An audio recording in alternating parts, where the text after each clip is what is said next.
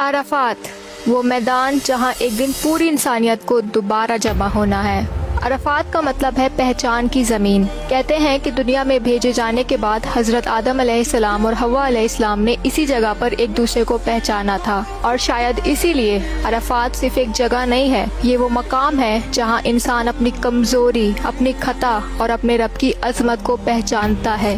اسی میدان میں جبل رحمت موجود ہے، یعنی رحمت کا پہاڑ۔ روایتوں میں آتا ہے کہ اسی جگہ حضرت آدم علیہ السلام کی توبہ قبول ہوئی تھی اور آدم علیہ السلام اور حوا علیہ السلام کو دوبارہ ملایا گیا تھا، اور اسی لیے آپ صلی اللہ علیہ وسلم نے فرمایا الحج العرفہ، یعنی حج تو عرفات ہی ہے۔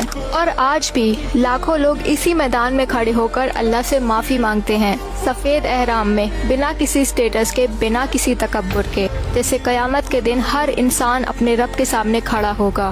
عرفات ہمیں یاد دلاتا ہے کہ ایک دن ہم سب کو بھی اللہ کے سامنے اسی طرح کھڑے ہونا ہے، اکیلے، صرف اپنے اعمال کے ساتھ۔ اور کیا آپ کو پتا ہے کہ اسی عرفات کے میدان میں آپ صلی اللہ علیہ وسلم نے اپنا آخری خطبہ دیا تھا، ایسا خطبہ جسے آج بھی دنیا یاد کرتی ہے۔ اگر آپ جاننا چاہتے ہیں کہ اس آخری خطبے میں نبی صلی اللہ علیہ وسلم نے کیا نصیحتیں دی تھی تو نیکسٹ ویڈیو ضرور دیکھنا۔